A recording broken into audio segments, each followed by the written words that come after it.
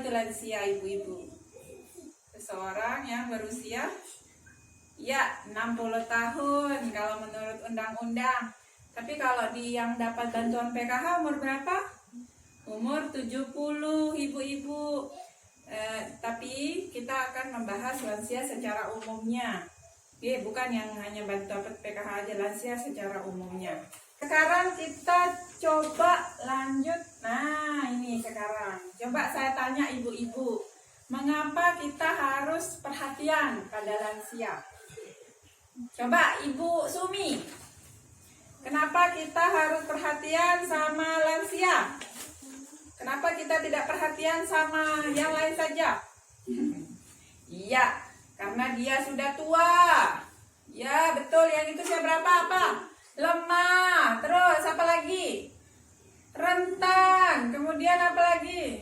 Tidak bisa mengurus dirinya sendiri. Terus, iya, kenapa kita harus? Karena dia orang tua kita. Ya, betul. Iya, karena dia mengurus kita dari kecil. Bagus sekali jawabannya ibu-ibu. Coba tepuk tangan untuk ibu-ibu. Oke, pintar semua ibu-ibu ya. Oke, kita lihat di flip chart ini. Mengapa harus peduli kepada lansia? Tadi ibu-ibu sudah jawab yang benar, udah bagus. Tapi kita coba lihat apa ada alasan lainnya.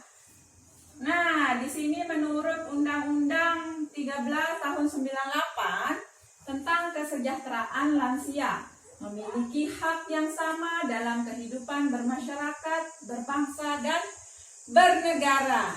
Lansia punya hak nggak ibu-ibu? Punya tentunya. Kalau ibu-ibu punya hak? Punya. Dari anak-anak, ibu-ibu, lansia juga punya. Kita punya hak yang sama. Jangan salah ibu-ibu, nanti ibu-ibu juga akan jadi lansia. Masa begitu lansia haknya hilang? Ya kan? Gak lucu kan? Oke, jadi di sini negara menjamin dan melindungi hak-hak lansia. Negara aja menjamin, Bu, apalagi kita sebagai anaknya ya. Jadi kita hak untuk berpendapat, hak untuk mendapatkan kasih sayang, hak untuk dirawat, hak untuk dilindungi, hak untuk ditemani. Jadi lansia juga punya hak. Oke.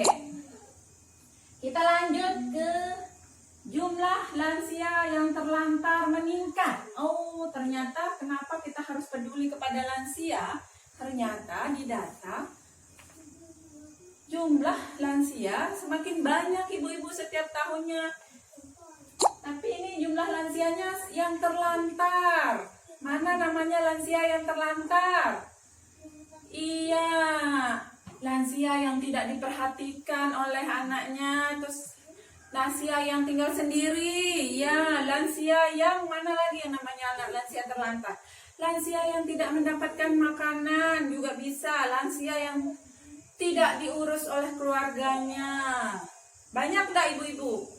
Iya, banyak. Apalagi zaman sekarang ibu-ibu ya. Banyak sekali kita dengar berita-berita. Ada orang tua yang hidup sendiri sebatang kara. Tidak ada yang mengurusnya. Kemudian ada anak yang mengusir orang tuanya. Ada yang lansia tua, yang sudah sangat tua, yang sudah lemah, masih mencari nafkah misalnya. Tragis ibu-ibu ya. Banyak sekali. Dan yang terakhir juga ada di sekitaran kita. Bukan di TV aja ibu-ibu. Ternyata ada loh, di Lombok juga ada. Pernah dengar beritanya ibu-ibu? Iya, ada seorang anak yang melaporkan ibunya ke polisi.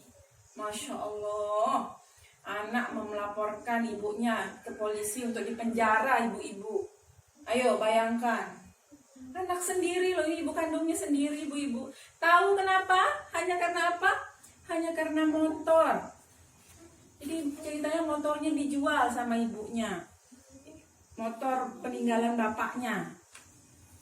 Nah, bapaknya itu berarti kan suami dari ibu itu sendiri yang dijual. Dan anak ini menuntut ibunya ke polisi. Masya Allah, tapi salut sama Pak polisinya. Pak polisinya tidak mau memprosesnya. Salut untuk populisnya. Oke, lanjut. Apalagi ibu-ibu, ada kasus yang lain? Nah, jadi sekarang ini banyak anak-anak zaman sekarang ini sibuk sendiri.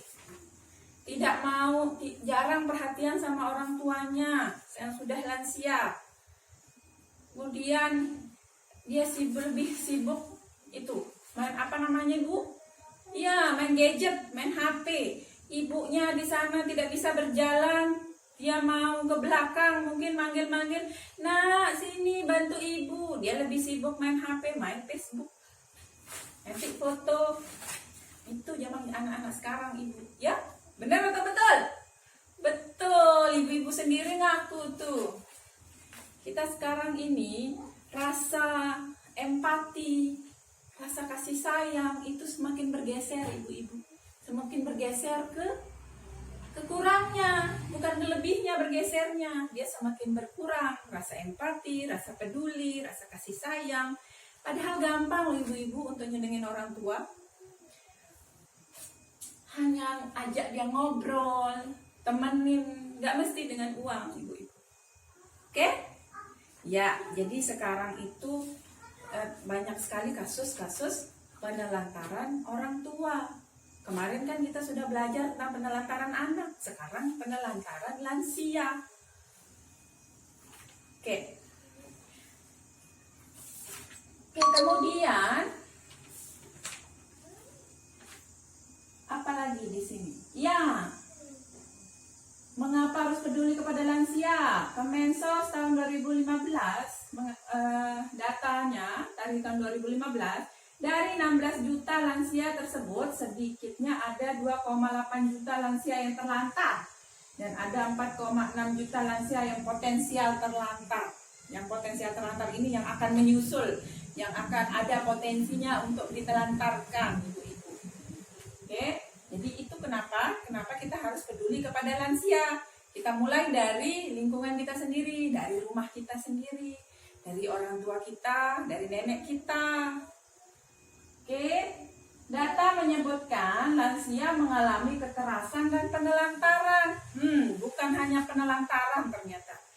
Lansia ini bukan hanya diabaikan, tapi juga ada kekerasan. Data ini Bu menunjukkan. Mentang-mentang orang tuanya sudah lemah, sudah tidak sekuat dulu lagi, sudah pikunan. Anaknya ngajak duel sama bapaknya. Ada nggak ceritanya ibu-ibu? Ada. Mentang-mentang nggak mau dibeli motor, mau nggak dikasih warisan, orang tuanya diajak berantem ibu-ibu, diajak berkelahi. Ya iyalah, anaknya yang menang, orang tuanya udah lemah, udah nggak sekuat dulu, ya pasrah aja, dia tinggal dipukulin, digebukin. Nggak banyak kan bu ibu? Ada di sini yang pukulin lansia? Sadis itu, tidak berkemanusiaan. Tapi memang ada ibu-ibu kekerasan terhadap orang tua. Mungkin karena orang tua itu kan biasanya cerewet, terus minta ini minta itu, namanya juga orang tua. Jadi anaknya mungkin nggak tahan. Jadi akhirnya terjadilah kekerasan tersebut. Itulah kenapa, karena dari data banyak kekerasan terjadi. Itulah mengapa kita harus peduli kepada lansia ibu-ibu. Iya. Kemudian lansia adalah orang tua yang membesarkan dan mendidik dengan kasih sayang. Ingat nggak ibu-ibu dulu pas masih kecil? Iya, ketika kita masih kecil siapa yang merawat kita? Orang tua kita. Dulunya kita masih lemah, masih tidak bisa apa-apa. Orang tua yang memenuhi hak-hak dan kebutuhan kita sebagai anak. Sekarang giliran. Dulu kan kita pernah dirawat tuh, sekarang roda berputar. Kitalah yang membalas budi kepada orang tua, walaupun memang tidak akan terbalaskan. Budi orang tua ke anaknya itu memang gak akan bisa terbayar ibu-ibu ya. Tapi setidaknya rawatlah orang tua kita ketika mereka sudah lansia. Bersyukur kita dia masih hidup, masih bisa kita merawatnya. Itu adalah ladang pahala untuk kita ibu-ibu. Pahala luar biasa ganjarannya itu ya. Ya, beruntung masih ada orang tuanya ibu. Alhamdulillah. Nah, itu adalah ladang pahala untuk ibu-ibu. Merawat orang tua dengan penuh kasih sayang. Kemudian sebagian lansia kurang mendapatkan perhatian dari keluarga. Nah, jadi ingat, penelantaran itu juga bentuknya tidak memberikan perhatian. Jadi bukan saja membuang orang tua atau mengusir orang tua itu penelantaran. Dengan tidak memperhatikannya pun, tidak mendapatkan perhatian pun, itu termasuk penelantaran, Ibu. Jadi orang tua kita itu, sifat dari orang tua yang sudah lansia itu biasanya sensitif, haus akan kasih sayang. Dia butuh ditemenin ibu-ibu. Dia itu sama dengan anak kecil sebenarnya. Orang tua itu kembali ke anak kecil, minta diperhatikan. Jadi kebutuhannya kita penuhi. Dia bersihkan, menjaga kebersihannya, makanannya itu harus tetap dijaga, oke? Ya kapan lagi kita bisa merawat orang tua, ibu-ibu? Iya. Oke. Lanjut ke lansia adalah potret kita di masa yang akan datang. Ingat, lansia kita yang muda-muda ini, yang segar-segar sekarang, nanti juga akan tua. Jadi jangan percaya pada skincare. Walaupun skincare itu tulisannya anti-aging, anti penuaan, tidak akan bisa. Kita akan tetap tua, ibu-ibu. Mau sebagus apapun skincare ibu, mau semahal apapun skincare-nya, mau diimpor dari Korea, tetap ibu-ibu akan tua juga. Artis-artis itu juga tua kan, Bu? Iya, itu namanya kodrat, tidak bisa kita tolak. Mau sekencang apapun ibu teriak, saya menolak tua. Saya menolak tua. Mau sekencang apapun ibu teriak, mau menulis tagar saya menolak tua, kita akan tetap tua. Kita akan tetap menjadi lansia jika umur kita sampai. Itu pun jika umur kita sampai ke sana, ibu-ibu ya. Berdoa ya, semoga kita panjang umur dan berkah. Amin. Jadi berhubung kita juga akan tujuannya ke lansia, akan menjadi lansia, kita harus berpikir begini, ibu-ibu. Nanti kalau saya lansia, siapa yang akan mengurus? Apa ada yang mau mengurus saya? Nah, kita mulai dari sekarang. Kita mengurus orang tua kita sekarang ketika kita masih sehat. Nanti kedepannya juga anak kita akan melihat contoh. Ibu saya mengurus orang tuanya dengan baik. Nanti kalau besar nanti saya akan mengurus ibu saya dengan baik juga. Bisa itu ibu-ibu. Kadang apa yang kita perbuat akan kita terima balasannya kelak. Oke. Kemudian, panti lansia jompo terbatas. Tahu namanya panti jompo, Bu Ibu? Ada di sini.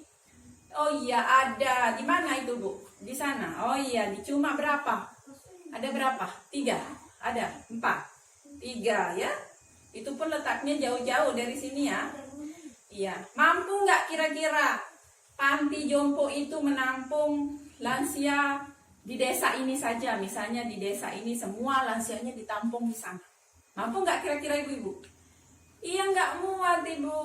Berapa sih isinya panti jompo dengan jumlah lansia di desa ini?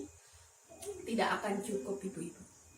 Jadi panti jompo itu adalah pilihan terakhir bagi yang benar-benar tidak punya keluarga, yang sebatang kara, baru dikirim ke sana.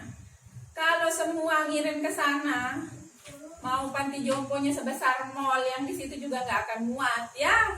Iya.